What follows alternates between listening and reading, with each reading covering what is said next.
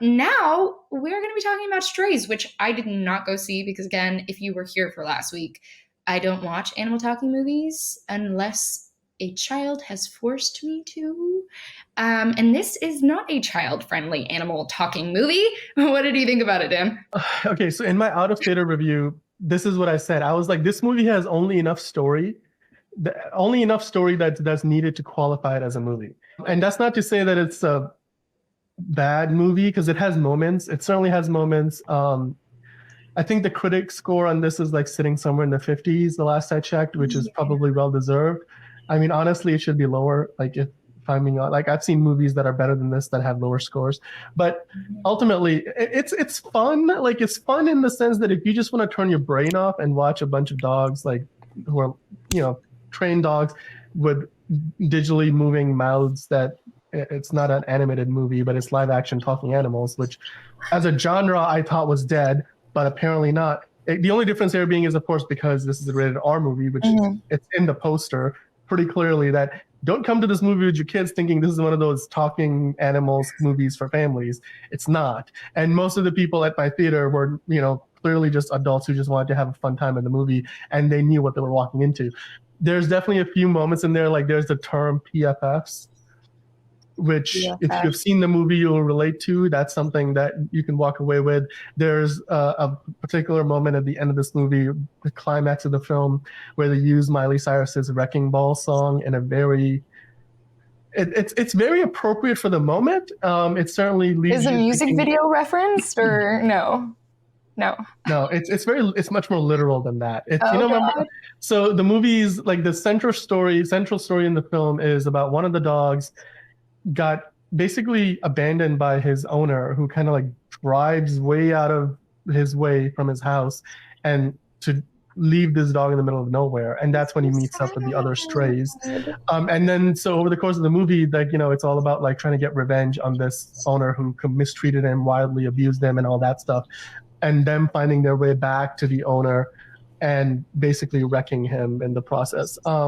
So wrecking ball, let's just say that throughout the movie they keep saying that the dogs are gonna bite his dick off, and so that literally does happen at the end of the movie. Yes, there's this movie is a hard R in many ways. A hard R. It's a hard R. It's very much rated R. So there's definitely fun scenes, fun moments. I ultimately think it's not really the kind of movie that I would go out as like a date night film, or I would just go out and see it with a family. Like this is one of those movies. If you just want to hang out with your friends and you don't care about what you go to see, and you've seen Barbie too many times, or you're just not interested in anything else that's out there, then by all means go check it out.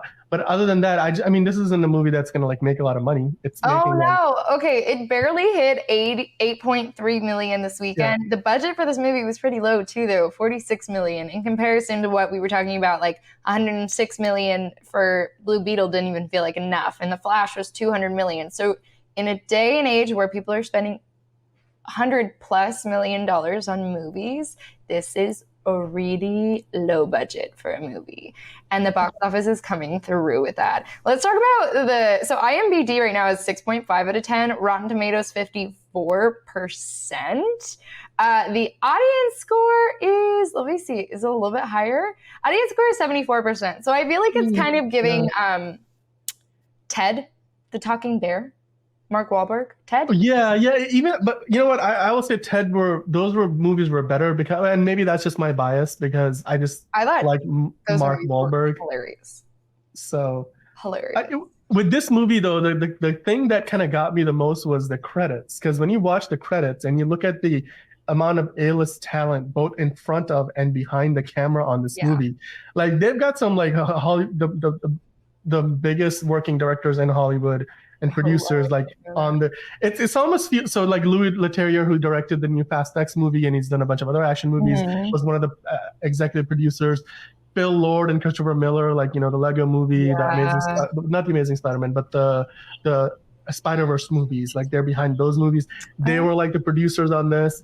I forget the name of the director, but there's also like, of course, you've got like Jamie Foxx, Will Ferrell, like amongst like Got the Will voices. Forte, Isla Fisher, Randall Park, Tanashi So Kitase, like it just so many people. like the best way I could describe my reaction to that, it was like it just feels like this is one of those movies where like all of these people said, "Hey, you want to do this fun project? We all got a little bit of money to spare. I'm sure some studio is going to release it with all our names on it.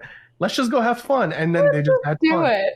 It's literally like it doesn't feel like there was any more effort than that was put in on the creative side, and they were just having fun with the movie. And then of course the talent here that always gets ignored in these kind of live action talking animal movies are like the people who train these animals and spend so much time with them. And these are a lot of these dogs, they're in this movie, they're professionals at what they do.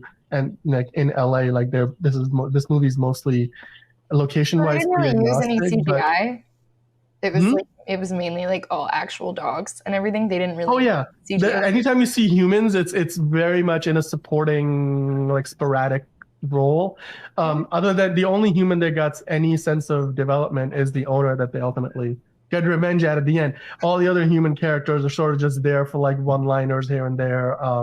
They show a few cats in this. There's this really it's actually kind of hilarious where it's in the trailers, like an eagle snatches up one of the dogs and how they get free of it.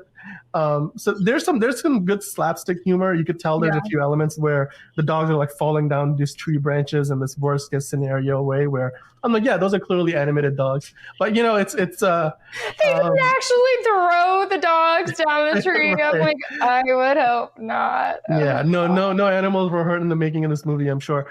But it's a fun time at the movies. If you got a couple hours to spare Would and you you go just see want it to watch again? this, no.